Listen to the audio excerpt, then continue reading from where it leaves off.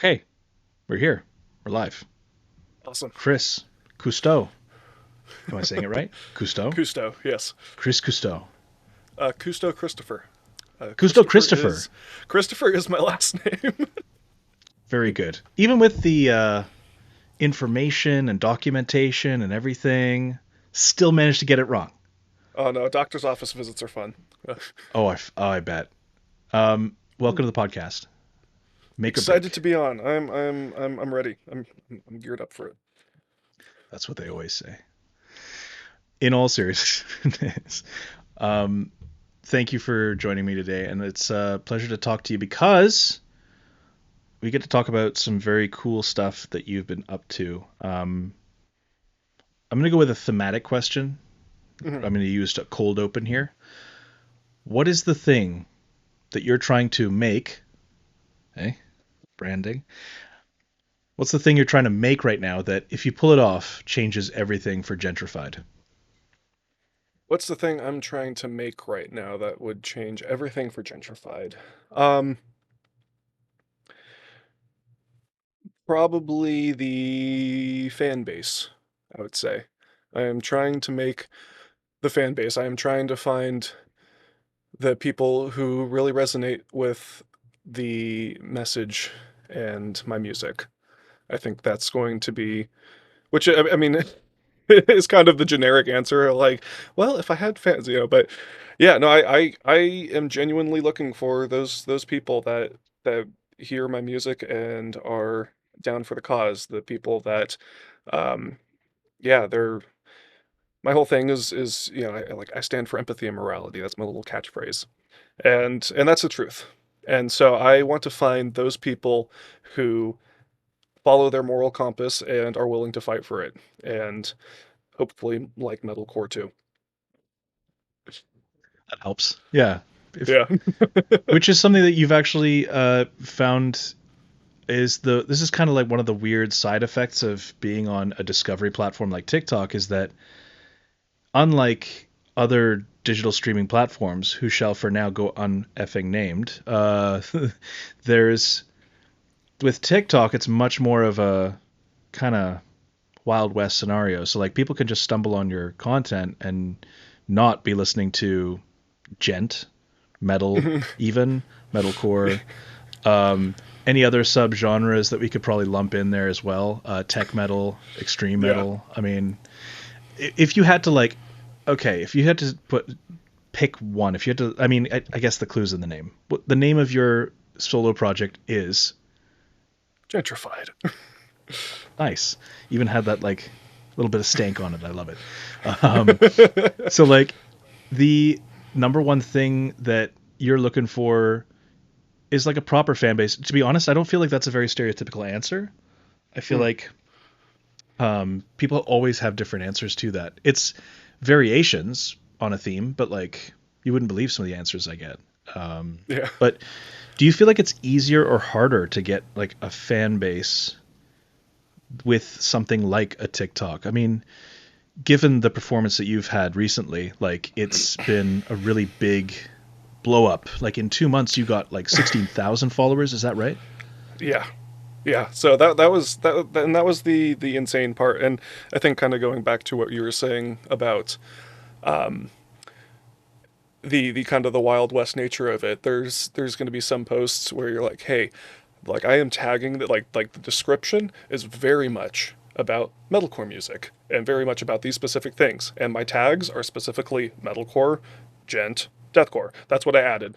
And then, you'll get like five comments. The first five comments are just like, "Oh, I never listened to this kind of music, but it's like interesting that you're doing this." Or like, Why are you here?" So that you definitely get the Wild West aspect of it. But yeah, the growth has been just insane to say the least. It very much started with my first song that I've released recently here. This song shouldn't exist. That is the name of the song. There has been some confusion. They're like, okay, this song shouldn't exist, but what's it called? That is the name. That is the title. Um, I really started pushing just that song, and it actually only took me a couple of videos, and it yeah, and TikTok just kind of ran with it.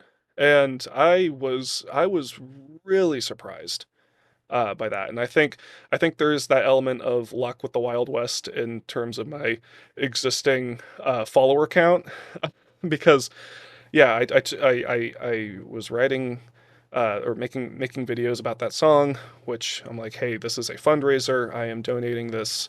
All the profits and proceeds from this song shouldn't exist directly to Palestinian relief funds.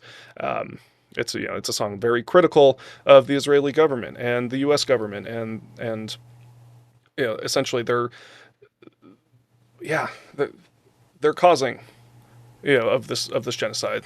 They're Right. their participation, it's not even participation because it's fully like it's their fault. Like they're like, we are going to continue this and just kill innocent people because profits.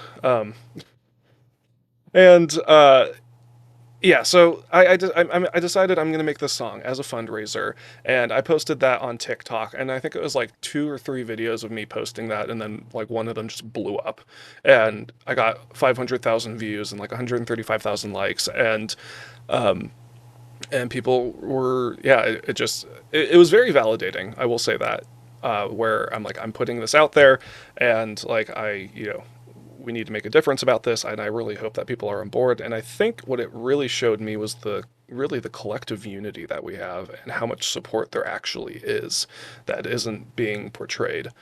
Mm-hmm. Um, and so yeah, I that was a huge part. I think that I gained like 10,000 followers from that one post alone, and then I posted more videos about it that also went semi-viral, and I think now I'm at like 17 something thousand followers. But yeah, it's very interesting. Where I would say it's definitely my followers and I would say fans to varying degrees, but it really hit the mainstream, and that was something that I was not expecting. I think it's one of those things where you're like, oh yeah, I do like metalcore and deathcore and this kind of thing, and like, how funny, or how fun would it be if it's like this hit the mainstream, and um, but yeah, a lot of the comments were like, I never listened to like this kind of music. I never listened to metal, and like I am fully in support. Love the song. This is awesome, and so that was crazy.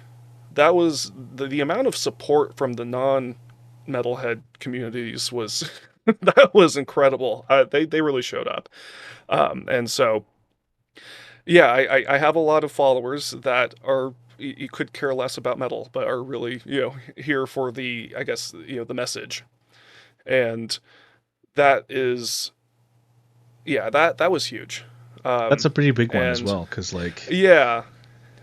to jump in, I mean, I think that that's the speaking as someone who has been listening to everything from mathcore to Nintendo core since high school and beyond. Yeah. And so saying like I cannot tell you, and you probably have experienced this, but I cannot tell you how many times I've had the conversation of, yeah, I listen to like pretty heavy stuff. And people are like, oh yeah, like Linkin Park or like Yeah. Metallica, like Woo. Metallica, and I'm like, Whoa there. Pump the yeah, brakes. yeah, for sure, you betcha. Um, Yeah. so here's Converge, just for fun, just to start things off. I know, Just right? like, I mean, that's just the palate. That's the sorbet to cleanse the palate. I mean, Yeah. We're gonna start I off mean, light and make our way up. Yeah. yeah, like let's show you Black Tongue next, and then Yeah. let's do some, like there's, it's like deathcore is like an arms race. I always liken it to where it's how utterly off-putting one can be with Yeah. There's a the lot of that. Yeah. combination of vocals, half timing, and just like the more wavy the, Hmm. the E string is, the better. Yeah. Uh, Exactly. and I think Gent is just a natural blood brother to that Yeah. race to the bottom. Pretty much. Yeah. Yeah. Gent as a genre has, which is according to Periphery not a genre, is it? It's been a very interesting kind of evolution, because I think you were having bands that were like, oh yeah, like, this like kind of technical syncopated, like, interesting riff stuff, like that's gent. And then it started becoming, I guess, a little bit more melodic and light, and then you started getting like, Polyphia and that kind of, that vibe out of it. But then you also had the split, and Buster Oldham is like, I'm gonna go this way. And then you get like fall. and and yeah, I find it interesting because there's I feel like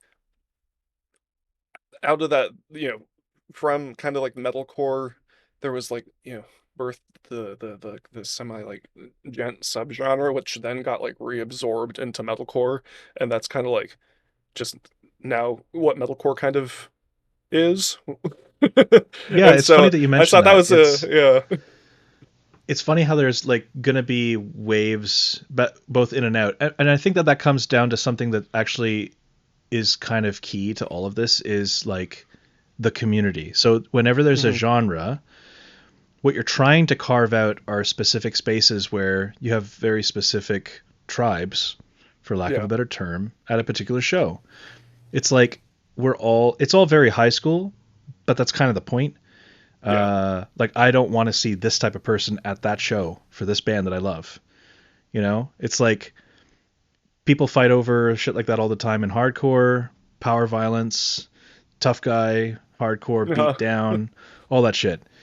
Metalcore especially as well, because metalcore is like one of those hotly contested terms. I remember back when in like 2005 when that was absolutely not something to call somebody ever, or somebody's band ever. Yeah. Uh, and then mathcore was always like such a term that, I mean, God bless Mathcore Index. Those guys are rocking it still to this day. But like, man, have I heard some people like turn their nose all the way up at that term. And Mhm. yet it's endured because it's like, well, it's mathy, guys. Yeah. Clues in the name. That's it. That's all we're trying to do here. And it's also Yeah. like precludes a lot of other stuff. But like, I think I think that's my biggest thing is like the genre piece of this goes with community, so that's really closely aligned to the fan base of this, which Mhm. if you're not performing live, it's kind of hard to conceptualize exactly where you fit in or slot in. It's like, do you see yourself aligning with a particular type of crowd? And then when you actually get to that show, you're actually at that venue, do you actually jive with them or do they fuck with you? Like, Mhm. it's kind of a hard Yeah. thing. So it's actually a really interesting question without you having the data of like being at a series of shows and touring or playing a lot, which is logistically a bit of an a bit of an interesting conundrum for yourself because it is a solo project. Yeah. And Yeah. I guess, yeah, kind of doing the shadow of intent thing of just being the internet band, and then people are like, "Hey." I mean, I've seen it work with a solo. I've Mhm. seen solo noise projects, solo. I mean, for God's sake, agoraphobic nosebleed even performed shows eventually. Yeah. Their whole point was that they didn't, but then they've played shows. So this is it. Is I'm like, without that data, it's just a lack of data. That's all it is. Is like Yeah. that who your fan is, while it's hard to tell from like who's actually listening to the song versus who's supporting it in the tech in like on platforms Yeah, like out of the, TikTok. yeah. Yeah, no, absolutely. And so I've definitely, there's definitely those followers that I'm like, oh, they really enjoy the music and they really enjoy the message. And yeah, and then there's a lot of the followers that are just like, hey, like, totally here to support, and totally not my music. And I'm super super grateful for those kind of people, because yeah, yeah, just to have that kind of support from something where you're like, like, I don't ever listen to this music, but I'm just going to support anyway because, like, doing it for a cause. Like, that's really cool. I think that's um really, yeah, really selfless of a lot of them, and I very much appreciate my non-metalhead community as as well. Um, and yeah, it's interesting, starting as a solo project. I think eventually, I would like to have Gentrified be you know a band. I'm based out of Santa Barbara, California, though, and it's about as metal as a wet napkin here. So it's a little, Oh, really? Okay. yeah. So I'm I like, did not. I was it's not aware of that. you have to go down to LA if you want to get any Oh, wow. anything like that. Yeah. Um, Damn. so yeah, so it's interesting, kind of being in you know sunny Santa Barbara, palm trees, surfer vibes, and then just being this kind of like metalcore, deathcore gent solo project where I'm like I'm gonna find my people out there somewhere, but it's not gonna be here.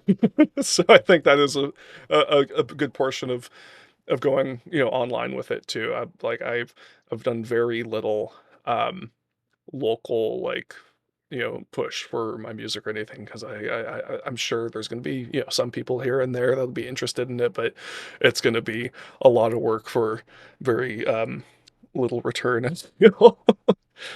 But Well, yeah, it's I was gonna jump in because like yeah.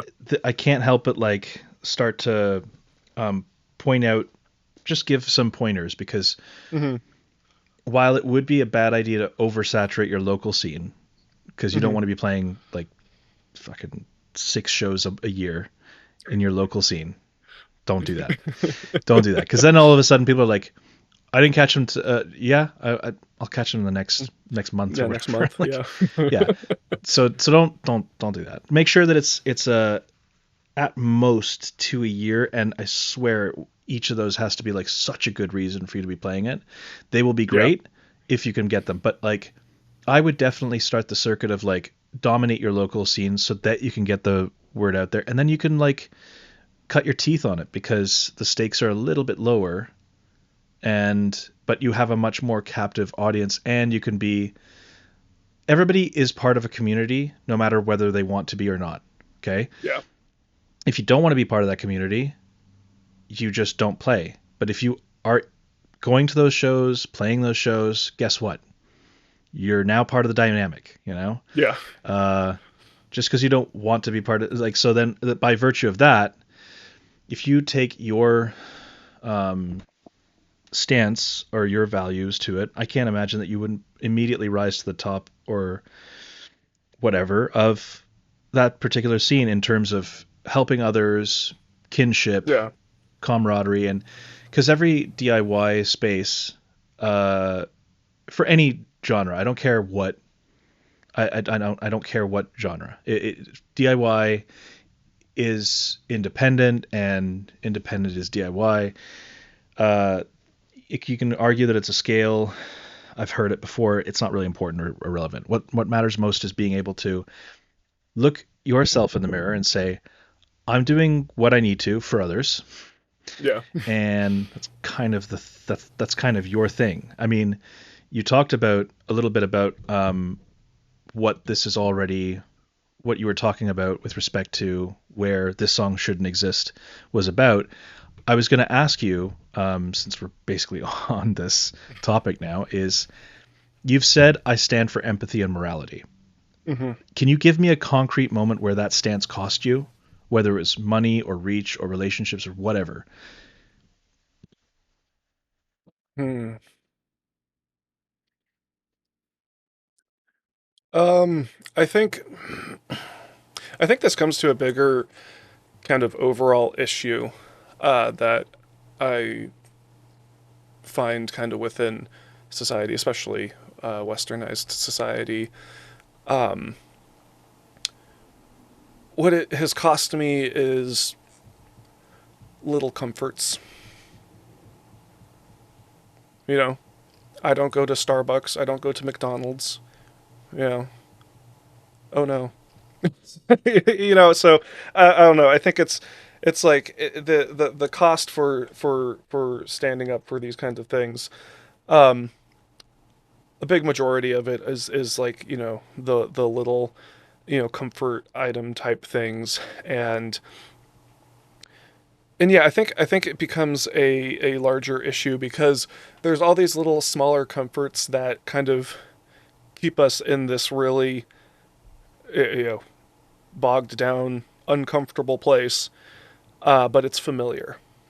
And so much of the time, people will choose, a familiar hell over an unfamiliar heaven. And I understand that it's part of our psychology, our evolution, because familiarity equals safety.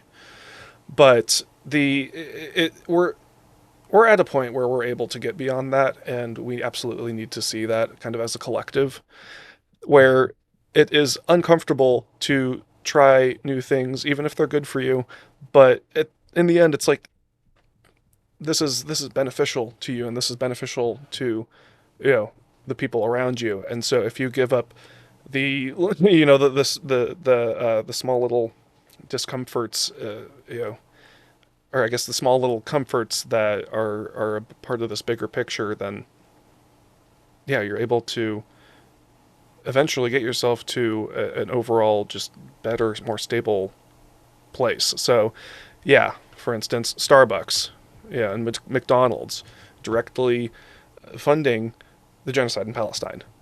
Um, I know you like your coffee in the morning, and sure, the McMuffin can be tasty, but yeah, for me, it's like I'm absolutely willing to sacrifice that so that a child doesn't get bombed. And I think we're seeing these levels of apathy built into our communities and our society that it has become a real issue. And that's largely what Welcome to the Abyss is about, is those levels of societal apathy, and also how we got here. Because I'm not the song itself, I'm not claiming to be a saint. I'm like, hey, like, I get it. Because like I feel apathetic to a lot of the stuff too, just because it's this constant barrage of traumas and tragedies that we've gone through for past like decades. And I think one of the things I point out is kind of like, it's largely, I want to say, started with the Vietnam War and the essentially we started getting mass media coverage of war.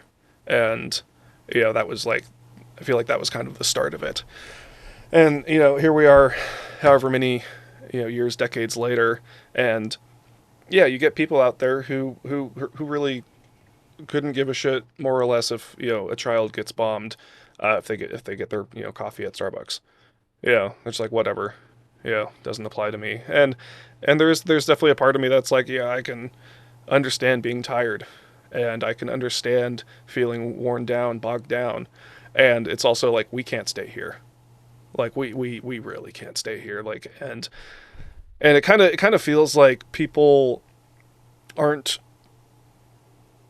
I don't know, it feels like people aren't trying as much anymore. And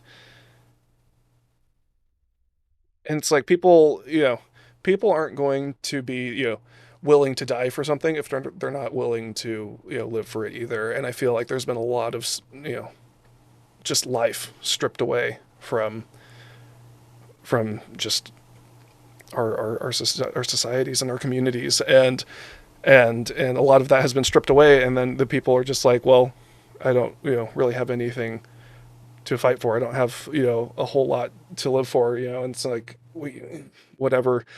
I guess it's going to be the coffee from Starbucks. And so it's a vicious cycle.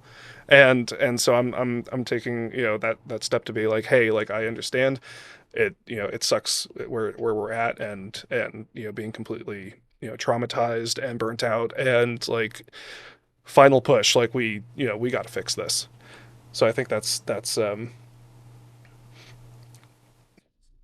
a long answer to your original Yeah, question, no, but that's okay. I actually, I know that it's hard to like pivot away from a specific example, so let me help you with a different one. Mhm. And this is going to be a really cheeky, shitty one for you. Okay.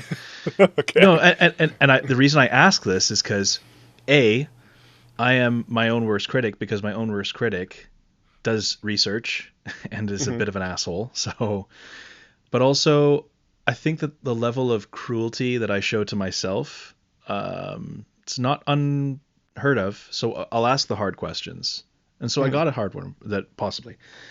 You've pointed to specific corporations Hmm. that you don't mind at all, like sloughing off in terms of it doesn't affect you.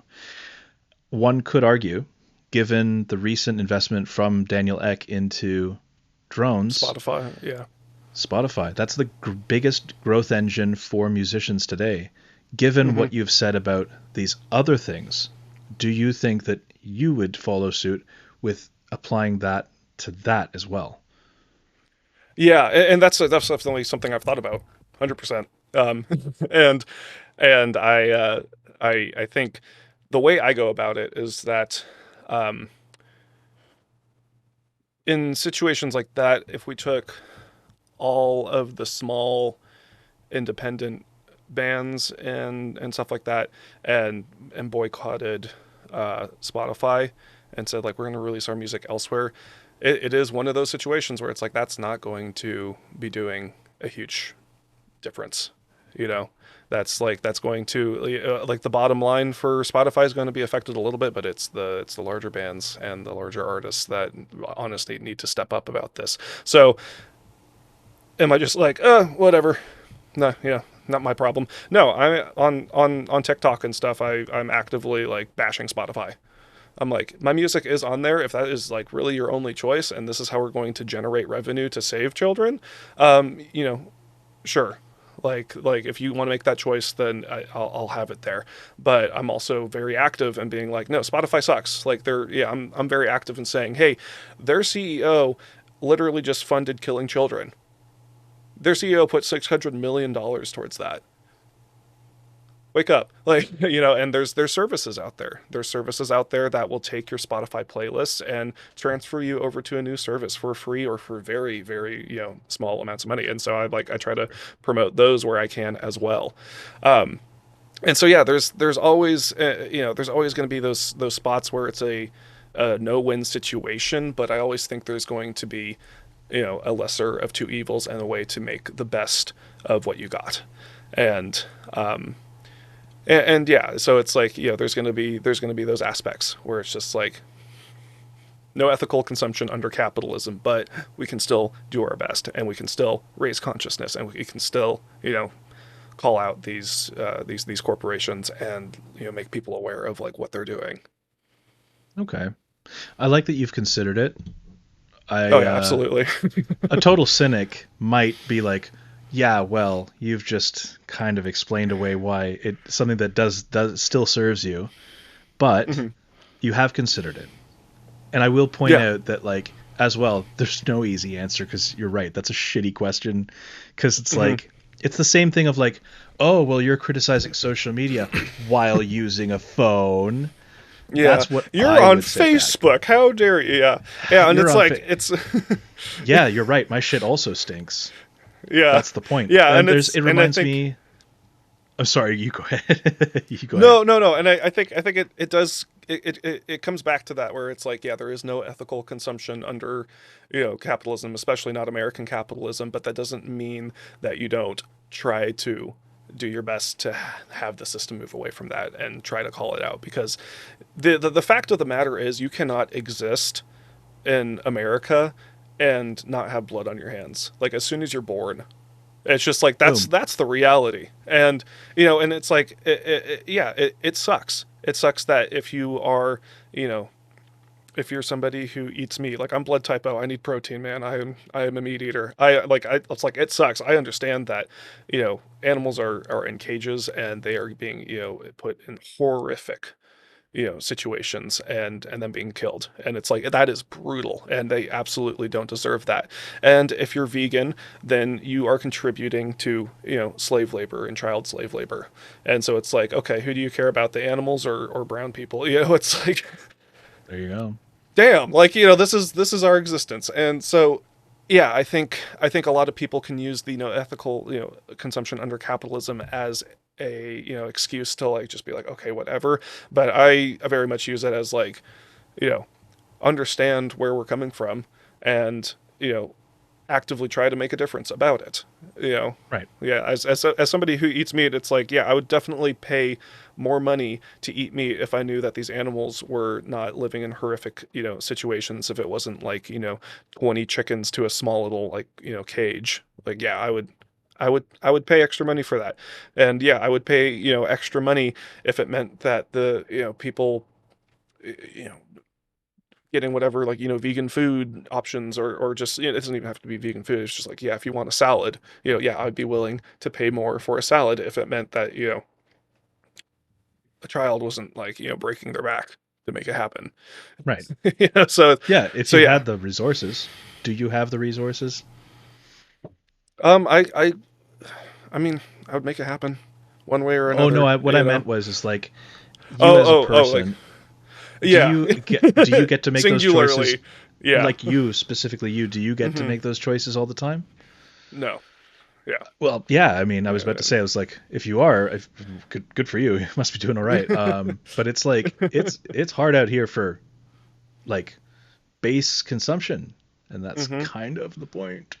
Yeah, no, and Uh, and that's exactly the point. And I think we have to be realistic with ourselves too, and the ways in which we're able to operate. Because I think the other extreme of it is like, okay, well then, like, if you're aware of all this stuff, then like you need to be putting 110% effort into making sure that you don't like contribute to any of these corporations, and don't this or that.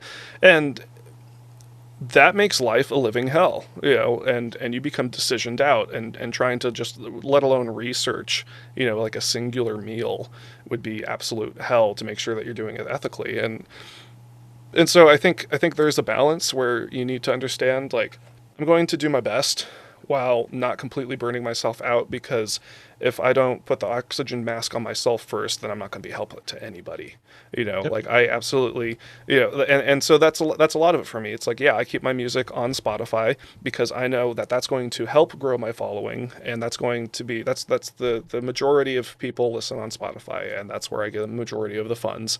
And um, and so, yeah, I understand that it's an evil, and I try to actively tell people like, hey, don't use this, switch it. But I'm going to use it because if I can use that to get to a better spot where I'm able to help more people, then I think that's worth it.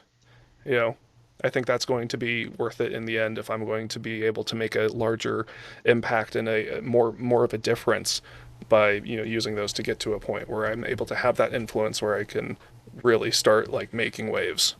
So I think that's kind of the philosophy for me is, I'm not, I think it's misattributed to Machiavelli, but like the Machiavellian ideology, or utilitarianism, where it's like, do the greatest good for the greatest amount of people. And I largely agree with that, but I think that it often um, doesn't, uh, attribute enough to like pain and suffering, and what the cost of that. Because if you're like, well, everybody gets to live semi-comfortable lives, but children have to be bombed for that to happen. It's like, no, that's not worth it. That is not, I do not consider that the greatest good for the greatest amount of people, because the amount of suffering that those children, women, and men, the innocent people, are going through does not outweigh the comforts of the many. So I think there, I think it needs to be weighted differently, but that's kind of where I come from it. And so, yeah, that's like, yeah, I very much, I'm always trolley probleming my moral compass, and figuring out like Well what's said. Yeah. Yeah. Listen, that's kind of like living in modern society. yeah. And actually, I think it if we move it to more like the musician side, actually, Hmm. um, I actually wonder, like when it comes to your pain points as a musician, you specifically you're wearing nearly every hat: writing, producing, mixing, mastering, video, visual effects. And Yeah. so I have to ask, where do you feel the biggest skill bottleneck or burnout risk? Social media. Which I This is think the is like answer I get. This is every the creative's like. every single creator. This is why I'm obsessed with cracking the code for Yeah. every user. Like every single if I could give you one thing, and it was, if I could basically tell you, hey, for the rest of your life, whenever you go to make content, it'll be easy, Mhm. quick, cheap, and effective. Would you take that over 10 grand? Yeah. No, I mean, I would. There you go. Yeah. I Would you mean, take it like over because a hundred like grand that's uh for the rest of your probably. life? Okay. Yeah, yeah. For the rest of my life, I could like Aha. if I could do that, then I'm gonna make 100 grand out of that. Like, Easy. yeah, Like beyond, like because it every time you touch it, you're gonna like, it's just gonna yeah, flow from you. yeah. Because it's I like, th- I'm already doing everything else. If that was like the easiest thing on my list to do, I'd be unstoppable. But I'm just like, it takes me. I'm already trying to do like the easy, quick, method of trying to create effective little TikTok clips and stuff to post to social media. And it's like it's like 1 minute videos and somehow they take me an hour to make. I just it's like Oof, I'll that record the stings. minute.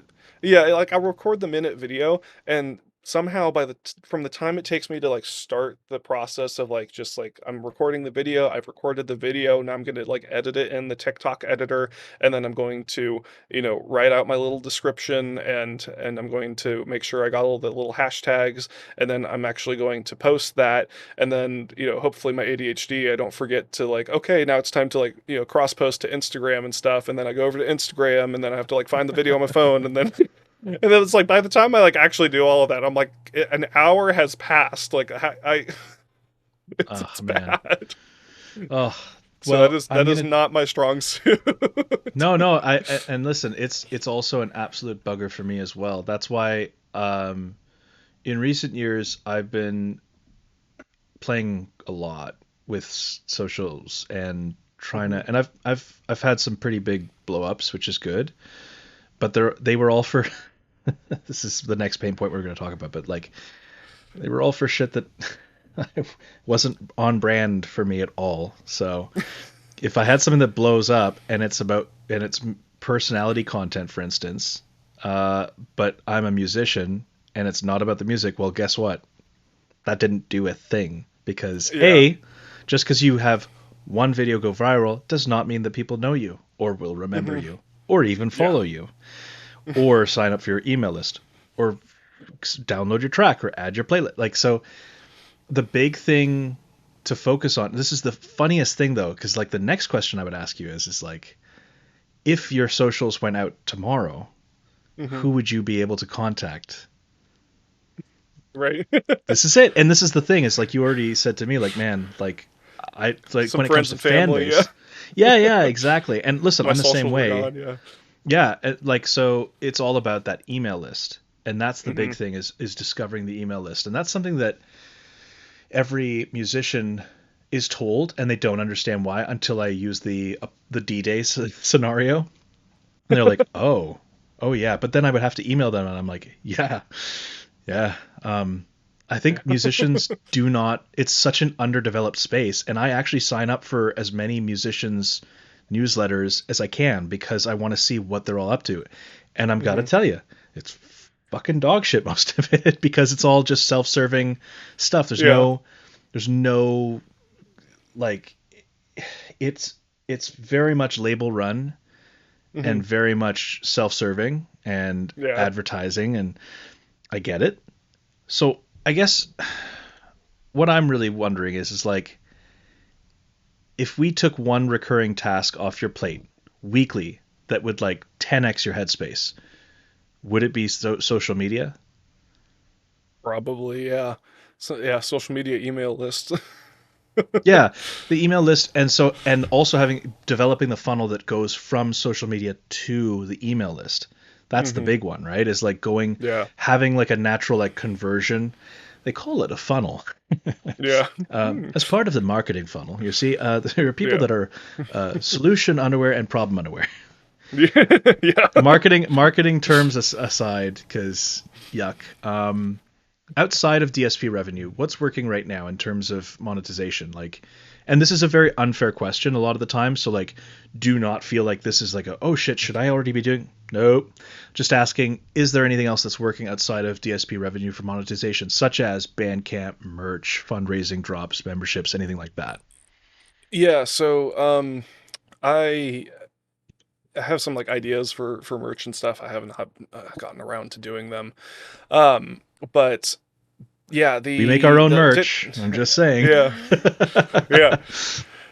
TikTok has made money, and all of it, which I'm going to yeah, pretty much all of it, which I'm going to be donating, because all of it. I said I'm going to donate 100% of the profits and proceeds made from the song, and the music video from the song shouldn't exist. But I feel like the TikTok videos, I'm throwing those in there because they blew up, because of the song, because of the fundraiser, and so I'm just like, that's extra money that I feel deserves, yeah, to go to Palestine. I'm not going to pocket that. Um, It's huge. so yeah, I think in the last month, $129 or something, you know. So it's a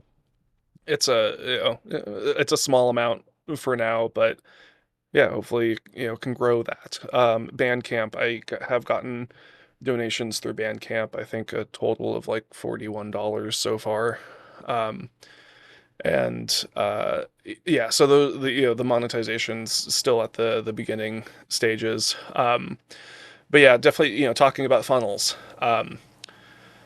My TikTok page, largely due to the videos I make about this song shouldn't exist. My TikTok has around nearing like a million channel views and like 250 something, like 1,000 likes. And on Spotify, I'm reaching 30,000 views or listens. So it's kind of, it's one of those things where it's like okay, where's the disconnect? Because I'm telling people, like, if you want to help, listen to the song. you know. Luckily the videos on TikTok are monetized. Those that helps too. Um, but yeah, so I've worked on different ways on like how to try to optimize that kind of funnel as well. Hmm. So yeah, but it's a struggle. It's a lot of Of course it trial and is. error. This is not easy stuff, eh? Like, No. even labels get this wrong a lot. So Yeah. don't. This is like I said. I couched that question. I preface that question very intentionally with, "Hey, not this is not a gotcha. This is if Yeah. No. something else is happening." No, instead of it just gives a proper idea of like what it's where you're at. If there Yeah. is anything else that's seemingly, it would be like the equivalent of, and this has happened where it's like, "Hey, I know that you told me all about this one channel. Is there anything else?" It's like, oh yeah, well, there's also this five-figure sum that I'm getting from, and it would be like, would if I had not asked, would you have not told me? It's important Yeah. not for me to have for the campaign, but for me to understand what things you can leverage. So Yeah. knowing that that is you have whatever amount that you have monetized as whatever amount it is, that's essentially going to be used to put your money where your mouth is. Essentially, where it's as you said, this is a movement, and that's the next thing I wanted to talk about is Hmm. if you framed Gentrified as a movement, not Hmm. just a band. Yeah. I have to ask, like, what behaviors do you want your community to adopt in the next 90 days, let's say, that would prove it's a movement? I would like them to take the actionable steps. Um, I think I try to be really realistic around what it is to be a movement now. Um, I think a lot of people, you see comments all the time that are like, yeah, we absolutely need to band together and rise up and take them down, or we need to do this, and it's like, yes, how do we do that?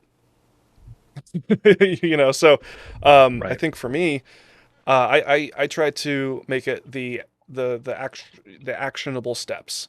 These are the steps that you can take. This is like these are and especially the small actionable steps. And I think that's important as a smaller, pretty much brand new, you know, like artist, social media influence, whatever.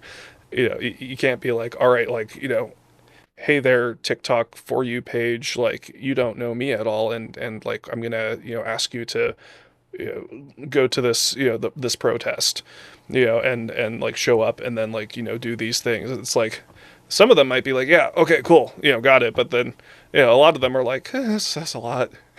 And so it's like I'm not at that point where I can ask followers to be like dedicated and like, hey, we need to like show up for this. So that's why I'm like, hey, for free, you can stream this song, you can stream this music video, you can share it out, and that's it.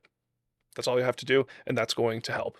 That's I literally going see. to help save lives. And so I think that's that's part of my strategy where I'm like I need to make this as simple as possible, because I'm going to need momentum before looking to do the larger steps. And so yeah, I'm from my legitimate fan base, I would want my fans to be those people who are willing to take the steps, who are willing to see like, hey, like we band together, yeah, we do make a difference, and that it starts on this level and it starts with us. Because yeah, the reality is that a lot of people don't do anything because they're like, I'm just one person.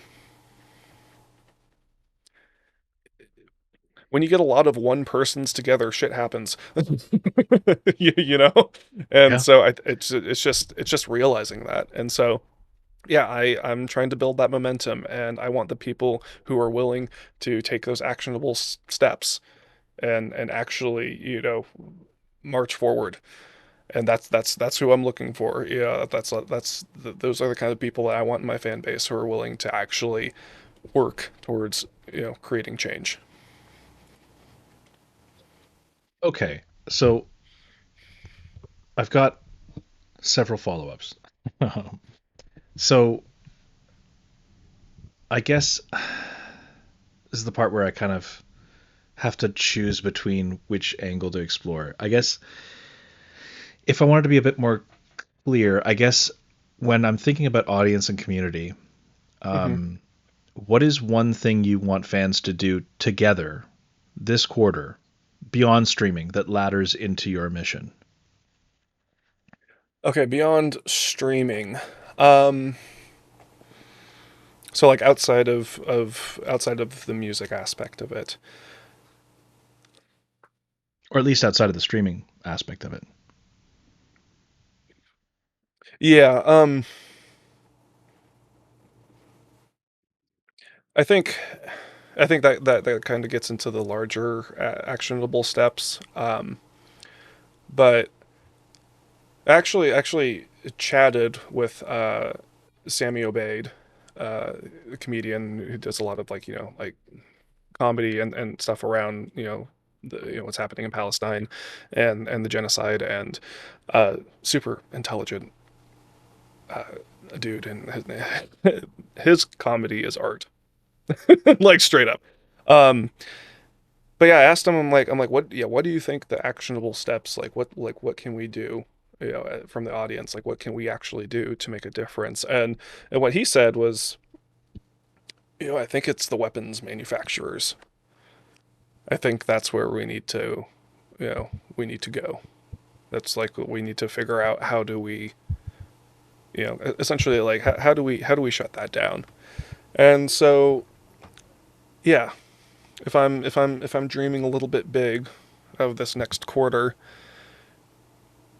yeah, how cool would it be to get supporters to organize some kind of social media protest, or protest in person at you know various weapons manufacturers, just to really bring attention to like, this is where it's starting, this is where it's getting funding, and this is who benefits. Because it's like, this whole, the whole genocide in Palestine, the the leaders do not give a shit about anything other than money, power. That's what it comes down to. It's like they want the land, they want the real estate, So and my weapons question is, manufacturers. Yeah, how do you impact that? How do you go after that?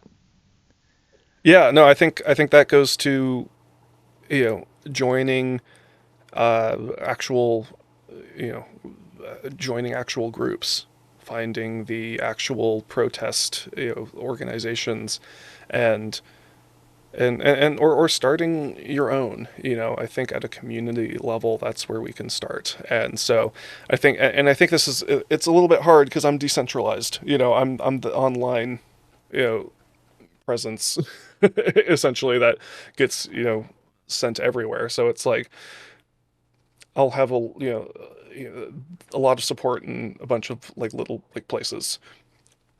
So it's like, yeah, I Right. don't I don't exactly know. It's like, how do I really use the amount of support I have right now that's kind of spread out everywhere? Like, how can I, ask those people to band together in a way that's, meaningful and targeted to make a difference.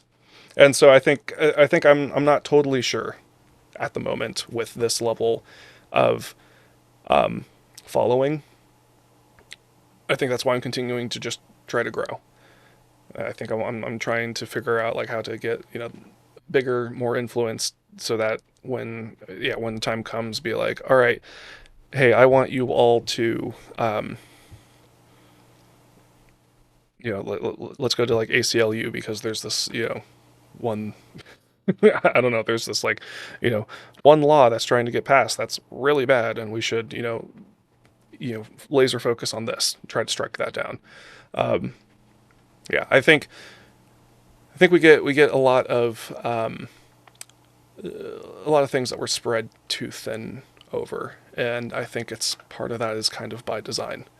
I think that especially this administration, it's like, let's fire out as much shit as we can so that nobody can focus. And so I think it starts with like, okay, let's use the let's use our numbers and laser focus on something, and take targeted, like, approaches.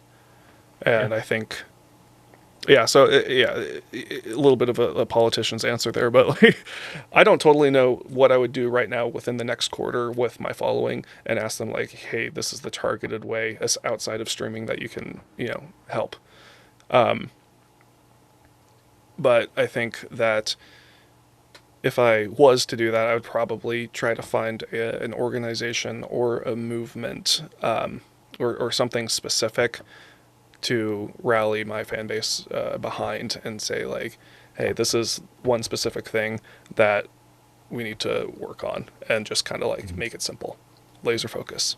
This is the thing, and like, for now, let the rest of it wash away. Let's focus. I think that's a huge, like, honestly, that having that level of insight and knowing that that's what the next step is in and of itself an important one.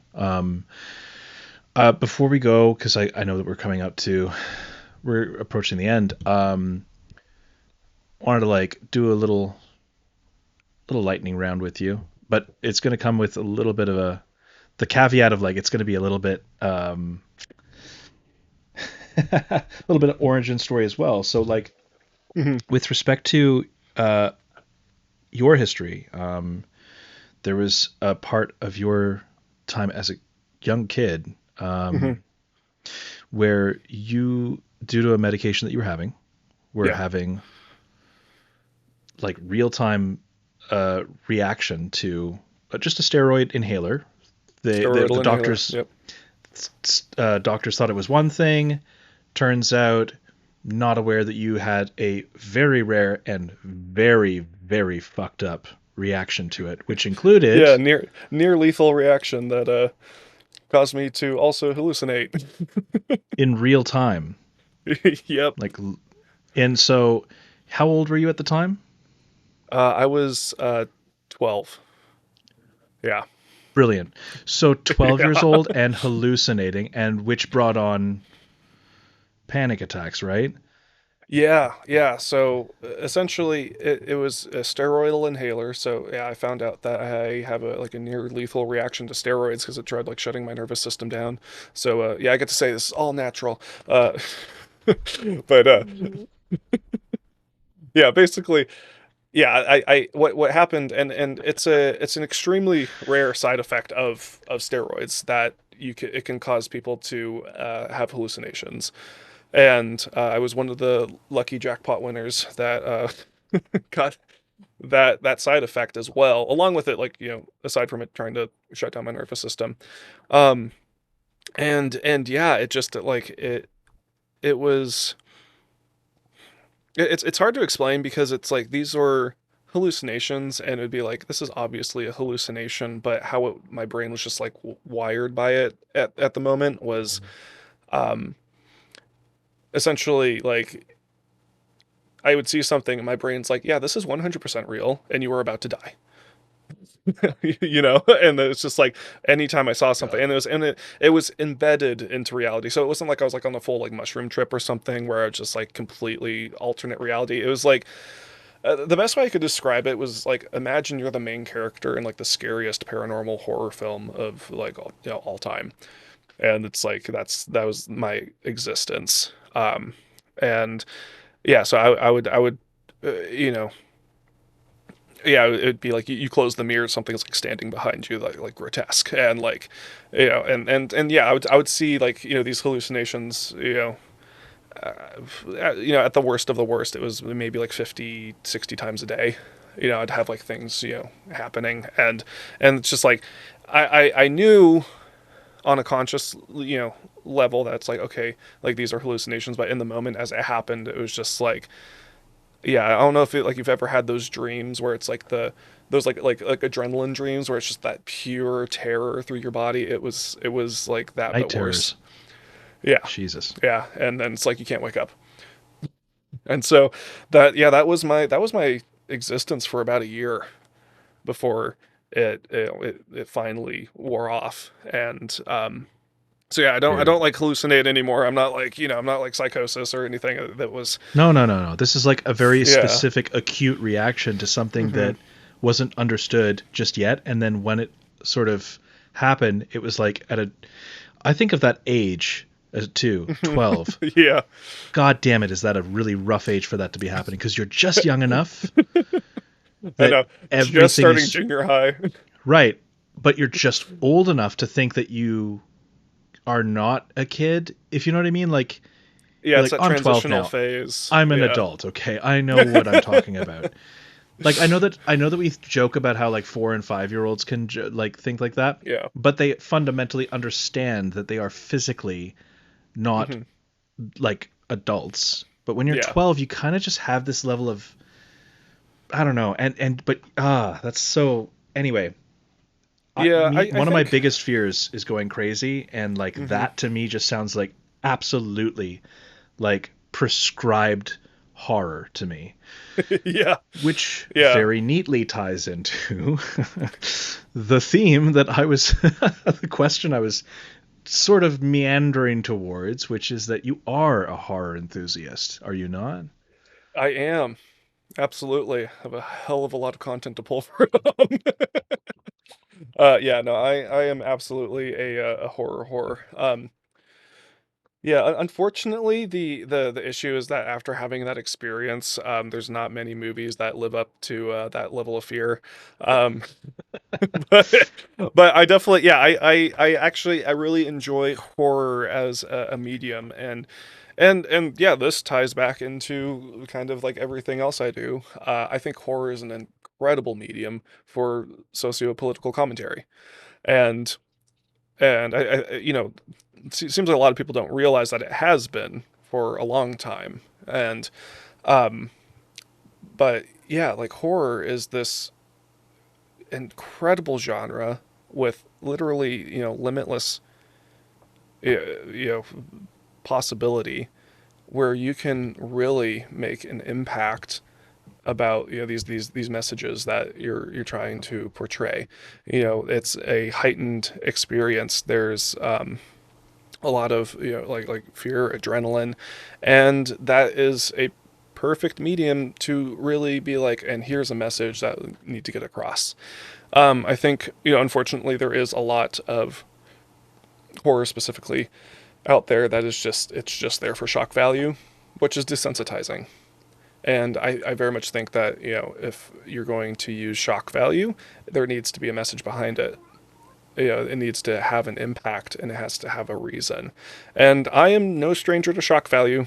If you watch my music video for "This Song Shouldn't Exist," I am not, I do not shy away. But I definitely No. think there needs to be a very important message, behind it to back it up for it to be truly effective and not just a desensitizing, you know, occurrence. So yeah, long story short, though, I'm totally into horror of all kinds, and I have my guilty pleasures as well. I'm not perfect, I'm like, oh yeah, like, like whatever gory movie is out, I'm like, oh, this is gonna be so fun, like sure, I don't see that as a but particularly I don't see it as unethical. So what if I like to watch Terrifier 3 with my kids? It's not a big uh, deal. Okay. Who cares? He's 4. He's gonna see this at some point, babe, exactly, no. Uh, God. yeah, that's a rough.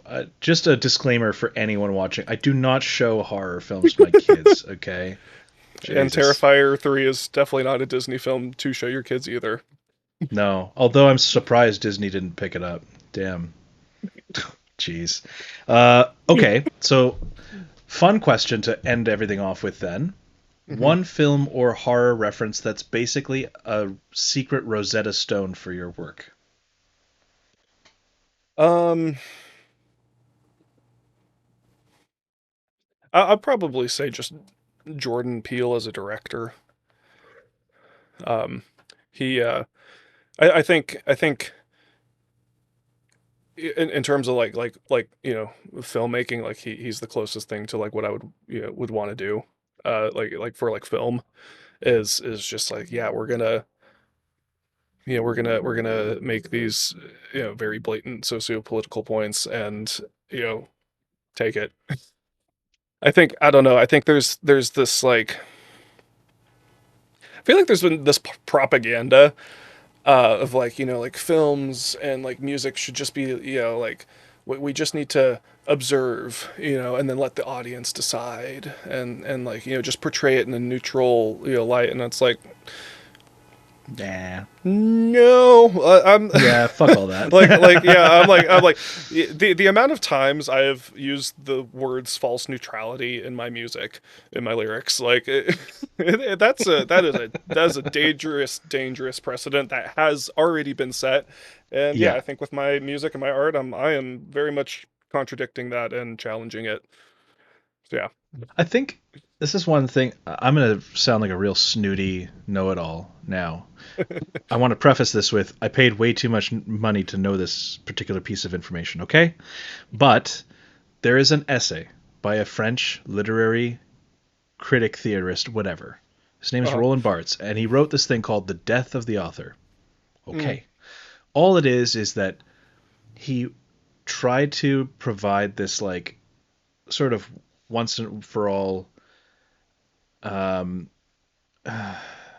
piece of critical theory that basically says, like, once that art is out, once once the cat's out of the bag, that's it. Hmm. You as an artist or as an author never get to try as you might.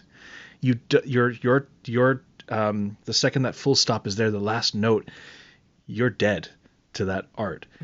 And it always rung a little bit untrue with me because I was like, well, I can go on radio and I can go on podcasts and I can Hmm. absolutely. And I think, obviously he wrote this in what, 67? So not Yeah. exactly a lot of social media at the time.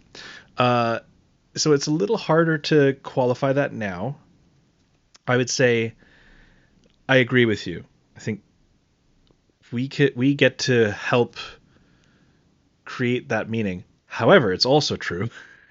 Two things can be true at the same time. Uh, I know, revolutionary concept, but yeah, Paradoxes. yeah, it's like what? That's too much. I don't like that. You understand? I don't want that. I don't. No, that hurts my brain. No, I don't like that. No. What does it say? What does the Bible say? Two things. No, no. That's. I gotta get a different Bible. Um. Sorry. No, Random you're good. impressions. That random impressions. I told you I was gonna go full Nardwuar at some point. At some point, yeah. What happens when Pinocchio says his nose is about to grow? I keeps me up at night. Oh, damn it. Yeah, so I fully Now that lost I've where I was. derailed yeah, I know. It's I feel good. like I Good. You derailed the French literary critical theory. Come on. yeah, no, but Yeah, it's okay. I think it's also one of those things I think about where I'm like, at the time, that might have either been or at least seemed a lot more true for the time. And I think that in this age, it is no longer truth. I think there's aspects of it, of course, where it's like I'm going to put this out there, and then people are going to interpret it how they want, and Mhm. that is absolutely a part of it. But at the same time, it's like I release a song and then I go on genius.com where I submit my lyrics, and then I'm like, hey, this is what I'm talking about. Like I'm gonna Hell make yeah, no dude. mistake. Like Oh my yeah, when I say god, that's fuck your awesome. king, that's about Donald Trump. Like like I'm like but Who yeah, so is this? I'll Who is this Couscous 0101? How do they know so much about this is really knowledgeable, yeah. How does he know Yeah. he has such insight into this band? Right, pretty much. Well, I love that Yeah, you no. dropped genius.com. I am that kind of. Yeah. When I first learned about genius.com, I was like, yep, this is where I'm going to Yeah. spend the next few months of my life. This is going to be great. It was almost as Yeah, bad as and tvtropes.com. It was bad. yeah, and like that's the aside from like obviously like the DSP and getting my lyrics up on like Apple Music or Spotify, whatever. Yeah, Hmm. I only will actually submit my lyrics to genius.com, so that if people look it up, it's like I don't want like as lyrics or whatever. Like I want genius.com so that you can read the lyrics and you're going to see exactly what I'm talking about, like if you want to if you want to look this up. And yeah, and so I think in that vein you're going to have and again, it's small amounts of control. It's not full control, obviously. You can't just be like, hey, every single person that listens to my music is going, I'm going to make them go to genius.com. It's like you can't do that. But you can have No. influence, and have aspects of that, and then that Right. will have its own, life. And yeah, so I love genius.com and being able to, kind of explain a lot about that, because that's the thing too, and this is actually one of the things I'll like realize in the moment as I'm like writing things out. It's one of those things where when I'm making the music, I don't exactly realize it, but then I'm like writing it out on genius.com, and I'm like, oh shit, that was like a quintuple entendre. I'm like, wait, hold up. Where it's like it's kind of in the mind. I'm like, I'm coming up with this like this lyric, and I know it's about like these things, and I write it out, and then I go to Genius, and I'm like, okay, and this is about, oh my god, like, so there's those times where, yeah, like let's see if I can pull one up really quick. I think the for yeah for Harbinger, the line, fuck your king and the false bells he rings. Let me pull it up here. I think that I might have what you had said about this. Oh yeah, I'd submitted that in the document, yeah, as well. Yeah. You, because there's so much here. This is actually super Yeah. cool. Yeah, so first off, I've got it here. So if you want, Yeah, I yeah. can. Okay, you said Yeah, first yeah, off, go fuck for your it. king obviously refers to Donald Trump, who acts as a dictator commanding his subjects, as well as playing off the No Kings protests. Hmm. And it is an obvious reference to American history, as it was the Hmm. very foundation of our nation's government to rid ourselves of kings and monarchies. Furthermore, this takes a dig at the religious connotations. So the harbinger line is "fuck your king" and the false bells he rings. Hmm. Well, as as the Bible frequently represents Christ as king, and it lambastes Trump's religious supporters as false Christians who made him their king over Christ. This is Hmm. further layered with the line "and the false bells he rings," which alludes to not only false church bells representing a call to prayer to him, but also to Trump constantly and falsely ringing the alarm bells with all the false accusations, narratives, and fraudulent reasonings for declaring states of emergency he spews out to rile up his fan base with the aim at causing chaos that distracts from their hidden political motives, legislative movement, Epstein files, etc. I'm like, I go on Genius. I'm like, this is what I'm talking about. Like, listen up, listen the fuck up. Listen up, Kendrick. I got some Yeah. quadruple entendres too, motherfucker. Kendrick Lamar just going like, bet. All right, I can deal with that.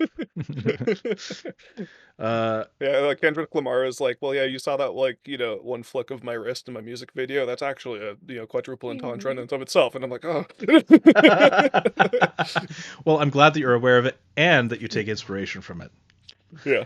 Good Oh stuff. yeah, no, Kendrick. Yeah, I'm like, I'm a huge metalhead, but I'm also like, yeah, like when there's artists like Kendrick Lamar who are just, yeah, absolutely gonna be like, yeah, I'm gonna, like, the viewer may not even realize that I'm absolutely like decimating, like, this, these movements or whatever, and it's just like I'm absolutely going to pick apart every single thing, within a couple of lines, and like you didn't even realize what hit you, and then it's like, and then you get the people who are like, okay, so welcome to part one out of 427 of,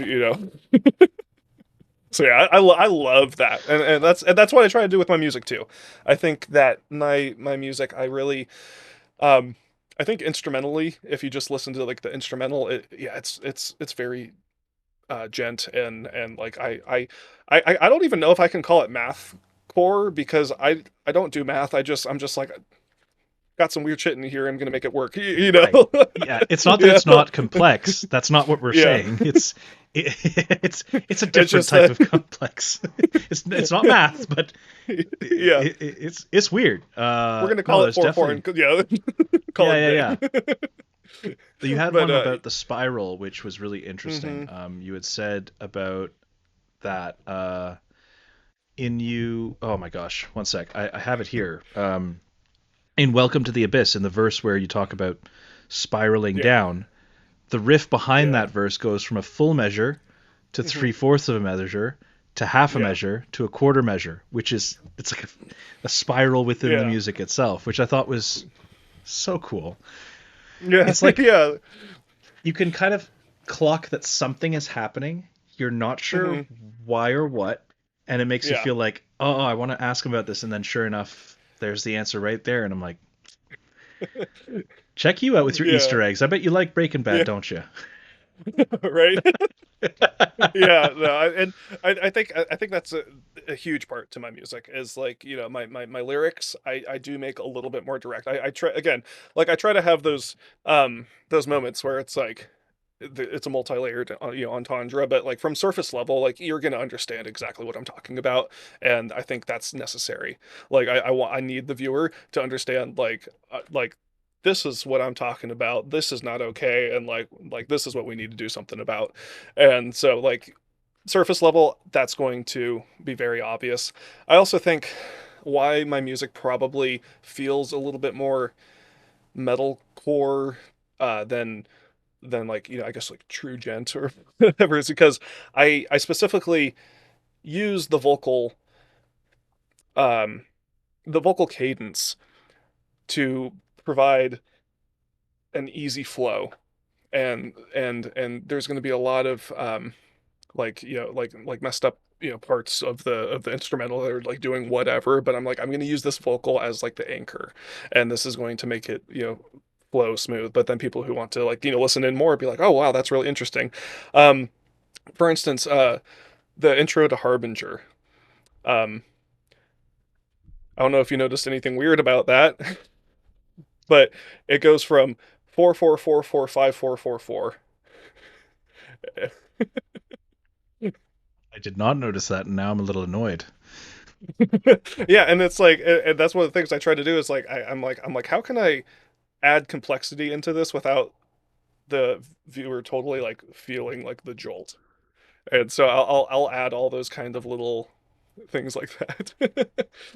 So Great. there's plenty of Easter eggs and aspects to my music that I really I do try to chalk it full of those kinds of things because I do want I do want like the fans who are like I want to dive into the music to have something to dive into and to really like have a multi-layered experience where you're just like able to like peel apart the different like layers and stuff. And I think kind of makes sense. Like Guillermo del Toro is one of my favorite directors, and like you watch any of his films and it's just like an onion, and you're just like, oh, look at all the meaning and layers, like So Yeah. I think I take inspiration from like those kinds of things. Awesome. Well, I wanted to thank you because having you on the podcast today was a very welcome change of pace and a very welcome a bit of time speaking with a fellow. I can't say fellow metalhead because I'm not really. I don't think of myself as a true metalhead, but basically heavy metal aficionado, Yeah, uh, heavy music aficionado. yeah, No, I really appreciate just hearing somebody staying true to their values and making stuff that's going to break stuff and not breaking in the face of what they're making and other pithy platitudes to follow. yeah. No, this has Really been super appreciate. fun. Thanks Thank for you. having me on, and this has been a super awesome experience. Hell yeah. Uh, Looking forward to working with you more in the future, and we're gonna have more chats, which is awesome. But Awesome. I'm here sad for for the it. audience, they don't get to hear more of it. It'll just be me and you chatting, but and then the rest of us here at V13. But Yeah, we're stay good, stay classy, stay cool, and keep doing your thing. And feel free to reach out. And yeah, thank you for joining us today. absolutely. Thank you having me on. Thank you for taking me on as a as a client and helping me out because I definitely need a coat rack for all these hats. Dude, you're wearing plenty of them.